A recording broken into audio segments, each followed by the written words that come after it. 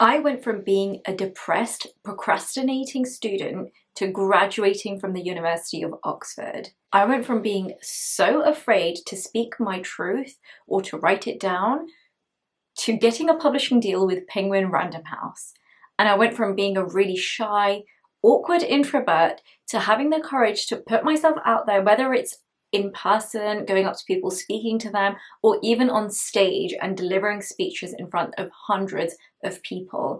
Now, all of these achievements only became possible because I started to believe in myself and I built up my confidence.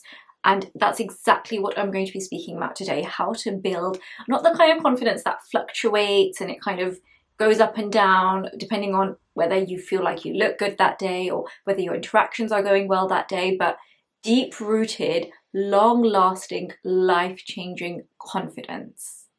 My name is Anam Iqbal. Welcome to my channel. Now, this is a safe space to talk about everything related to productivity, self-improvement, great books, and also to talk about fulfilling our potential.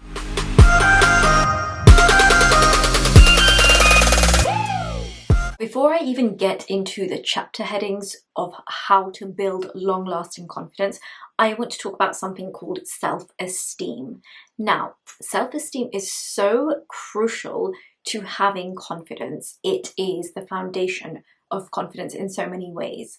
The word esteem in self-esteem comes from estimate, and the concept is that your self-esteem is the value that you estimate you have as a person. In order to build long-lasting confidence, you really need to work on your self-esteem. The value that you place on yourself needs to be high. Now, I just want to clarify, those who have high self-esteem do not have everything in their life figured out and things aren't going perfectly all the time. They are the kind of people who, even when they deal with criticism or bad situations, they do not let it basically ruin them or their day, their mood, their sense of self and self-worth. They will not beat themselves up about it excessively in a way that is basically out of proportion. On the other hand, those who have low self-esteem, when they are criticized or when things go wrong, when they can't figure something out, they start to really beat themselves up about it, and they have horrible negative thoughts such as I'm worthless, I'm stupid, I never do anything right, things never go right in my life. So there are a lot of negative thoughts, and I know that so many of us, practically every single human, suffers from negative thoughts. It's as a result of our evolutionary journey. That worry, that anxiety of, trying to figure out everything that could go wrong and trying to prepare for it in advance, basically. However, people who have low self-esteem, their cycles of negative thinking are excessive, and it can really have an impact on their mood, their self-belief, and then consequently their confidence as well. Our self-esteem is shaped by our childhood experiences, our family and friends, the people that we're exposed to in social interactions, and basically all the experiences that we have throughout our lives. And so it's a lot. We're going to get straight into it now, and I'm going to be going through various chapters that will really point out all the different methods that you can adopt and the mindset shifts you can adopt as well in order to build your self-esteem and thus your confidence. Chapter number 1 is to stop seeking external validation. So many of us make the mistake of seeking our self-esteem outside of ourselves in other people, whether it's through compliments or through our family members and friends, and just seeking that approval. And that is such a big mistake, because that way your self-esteem is constantly going to fluctuate depending on how people treat you or whether you fulfill their expectations. It's just a really toxic space to be in. So it's really important to remember that your self-esteem comes from within yourself. It should not fluctuate depending on what's happening around you, whether you're having a bad day at work, whether you've had a bad interaction with someone, or because of something horrible that someone said to you. It should not suddenly make you feel worthless. You need to have an understanding that your self-worth is defined by yourself, and you believe that you are somebody who is worthy of love, who is a good person, and basically to just have positive and hopeful feelings about yourself. So I'm going to read a little extract from this book that is probably one of my favorite little pieces of information that I gleaned from here. Criticism and disapproval is something we all have to face at some point. But nobody ever really teaches us how to deal with it in a way that allows that feedback to enhance our life instead of destroying our self-esteem. People-pleasing in particular is a pattern of behavior in which you consistently put all others before yourself, even to the detriment of your own health and well-being. It can leave us feeling unable to express our needs, likes, and dislikes, and unable to hold boundaries or even keep ourselves safe. If we basically don't have boundaries with people and we're constantly people-pleasing and seeking external validation, we will slowly be letting go of our sense of self and our sense of self-worth. It will constantly be about what will make other people happy and what we need to do in order to please the people around us. Being socialized in the South Asian culture, it's very much a people-pleasing culture, especially for girls. Girls are raised to literally be the perfect daughters, perfect wife, perfect mother in the future. Like, that is the upbringing. You are raised to please other people, and it's quite jarring, because when you are raised in that way, you really have to unlearn a lot of behaviors, and that was quite hard for me, I'm going to be honest with you. But now, instead of just jumping into saying yes or wanting to help someone, I really think about whether I have the time and the energy and the space in my daily routine, in my life, to be able to provide that person, whoever's asked, with whatever they're asking for. So I try to be more honest with myself and more genuine, and it has been the best thing for my mental health and also for my sense of self-worth and self-esteem, and thus confidence. Chapter 2 is all about gratitude and positivity. I cannot tell you how much I have suffered from cycles of a negative thinking. I was literally trapped in vicious cycles, and I think a lot of it is linked onto overthinking. So for instance, with upcoming exams, I would think about all the things that could go wrong, such as there will be so many sections I haven't revised that they're all going to end up coming in the exam. I'm going to fail.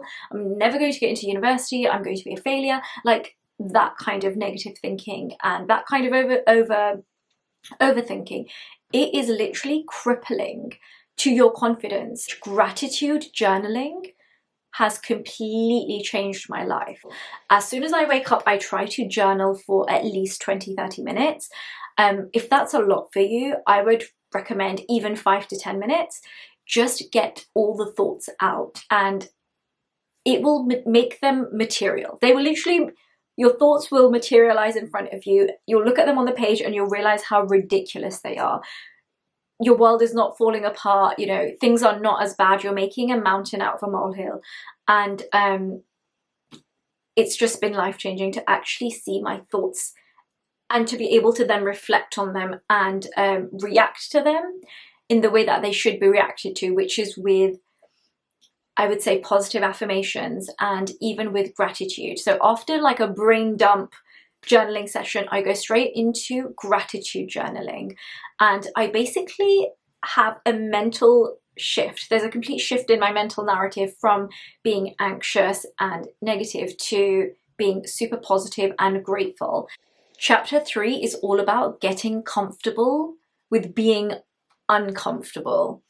And I honestly cannot stress enough how much every single thing you want to achieve is at the finishing line of your comfort zone. It's at the end of your comfort zone. You literally need to step out in order to progress. And it's kind of common sense in a way. If you just carry on doing things the way you've been doing them, you're not going to see different results to the way your life currently looks. Things aren't going to drastically change. However, if you start doing even the slightest things differently, you will find that your life is starting to change, even if the changes are really minor, over time they will build up into something amazing. Being a little bit uncomfortable is actually good for you. And just think about it, like when you're at the gym, that strain, when your muscles are, you know, you can feel the burn, you can feel yourself sweating. That is good for you. That is so good for your physique and also your mental health. In that time, you feel uncomfortable, especially when I first started going to the gym. Oh my God, I was so awkward and completely out of my comfort zone. But I kept going, and now I like that feeling. I've become accustomed to it, like going to the gym and stepping out of my comfort zone by maybe using weights that are a little bit heavier than I'm used to, or using some machinery that I haven't used before, and I actually like that. Let me get this straight, okay? I know it's really anxiety inducing to think I need to step out of my comfort zone, and I just want to clarify, you do not suddenly have to do something crazy or put yourself on stage in front of 100 people if that's like completely out of your comfort zone. It's all about the small steps that will get you there. You have to start somewhere to get somewhere. And a book that I highly recommend in order to understand this concept better is Atomic Habits by James Clear. It's helped me in particular with this concept of not having to have drastic changes and get everything done overnight. It's all about the small steps, and it's all about becoming 1% better each day. It is so easy to overestimate the importance of one defining moment and underestimate the value of making small improvements on a daily basis. Too often we convince ourselves that massive success requires massive action. Whether it is losing weight, building a business, writing a book, winning a championship, or achieving any other goal, we put pressure on ourselves to make some earth-shattering improvement that everyone will talk about. Meanwhile, improving by 1% isn't particularly notable. Sometimes it's not even noticeable, but it can be far more meaningful, especially in the long run. The difference a tiny improvement can make over time is astounding. So, you literally just have to think about the small things you can do to get outside of your comfort zone, or to improve your daily routine that little bit more. If you keep stepping out of your comfort zone by trying new things or stepping into new environments and brushing off the failure or awkwardness, which is an inevitable part of trying new things, your confidence will really start to build up. And before you know it, you'll train yourself to feel confident in any social environment, and you'll genuinely feel your confidence, your self-esteem skyrocketing. These are all the things that have helped me to build long-lasting, deep-rooted confidence that's honestly been life-changing in so many ways. Thank you so much for watching. I cannot wait to see you next time. I really hope that you find everything that I've mentioned really useful. Please do let me know about your experiences in the comment section below. I look forward to seeing you next time. Bye!